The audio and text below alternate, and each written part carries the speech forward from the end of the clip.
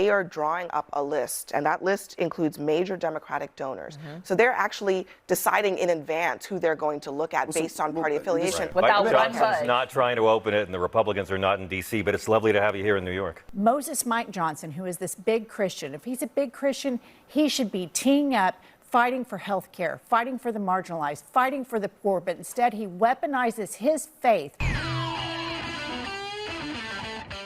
I have one last CNN panel to jump into with some interesting points being made on politics, religion, MAGA, Trump, and more. So leave us a like on the video if you can. It helps us out a ton. We're really trying to get to 30,000 subscribers. We can only get there with you guys' help. And let's get right to the panel. Every Republican and Democrat should be in D.C. right now working. Most of all, Moses Mike Johnson, who is this big Christian. If he's a big Christian, he should be teeing up, fighting for health care, fighting for the marginalized, fighting for the poor, but instead he weaponizes his faith to lure voters in and then dicks them over every chance he can get. This is the problem with almost all Christian conservatives, right? They want to perverse the faith in a way that contorts it to justify their preconceived worldview and their cruelty towards others, rather than embracing and defending the marginalized like it's claimed that Jesus did. To them, their faith is more about why women should come second, why gay people shouldn't be able to get married, how pastors and businesses should be able to discriminate on the basis of sexuality. I mean, really vile and disgusting stuff that I couldn't ever imagine if Jesus was real that he would come down from the heavens and back up, or like their whole posturing on undocumented immigrants when Jesus says like love your neighbor or stranger like your neighbor, right? But then, you know, they can always, this kind of belief allows them to come back and point to the Lord and say, hey, I'm not homophobic, I'm religious. If the reporting is what it is, and also if you take the public statements of people like J.D. Vance and others, the reporting is that they are drawing up a list, and that list includes major Democratic donors. So they're actually deciding in advance who they're going to look at based on party affiliation. And then let me just add one more, let me just finish one more thing.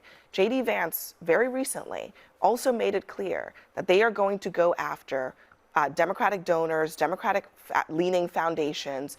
He already said it publicly. So I'm not sure what more you need to hear. They've made it clear they are going to go after people with a D next to their name. I would need to see action that actually violates the law, and I really don't think they have any intention of doing that. There's rhetoric, and then there's actually the actions you can take within the law. But the rhetoric sure, you may not like the rhetoric, but it is what it is. It's rhetoric. Action is what matters. Except we have seen the direct action. Trump has banned left-leaning media from the Oval Office. He's indicted left-leaning politicians and left-leaning figures. He's gone after universities and institutions he's deemed left-leaning with lawsuits or pulling funding and otherwise. And since the shutdown, he's paused or canceled grants with massive disproportion to Democrat districts as ICE and the National Guard storm the streets in exclusively blue states, blue cities. But hey, I'm sure this time, guys, he's just joking, right? No need to overreact. Like, they're not actually also going to go after Democrat donors and foundations just like they have all these other Democrat things. It's just a little jokey joke that we have no reason to take serious. It's just rhetoric.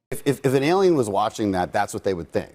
Because that's how misleading that town hall was. Why won't Republicans just open it up? We've tried to vote multiple times. Nine times the Senate voted. Without Johnson's not trying to open it, and the Republicans are not in D.C., but it's lovely to have you here in New York.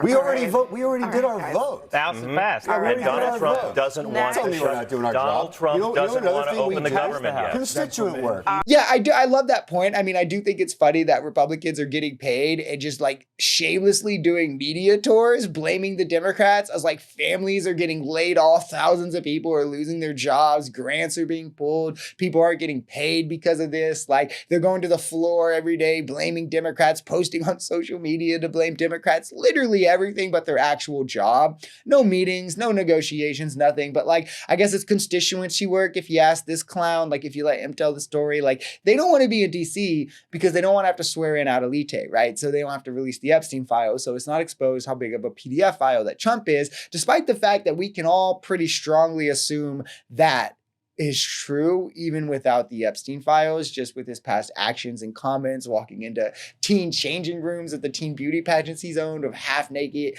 underage girls, where we know from their personal accounts that half-naked underage girls were there, half-naked, tops off, pants off, more than that. He goes on, he told a 10-year-old on an escalator, I will date you in 10 years. He went on like the Howard Stern show and was espousing someone. Like, these clowns just want to cling to any little thread they can to hold on to support for their dad, right?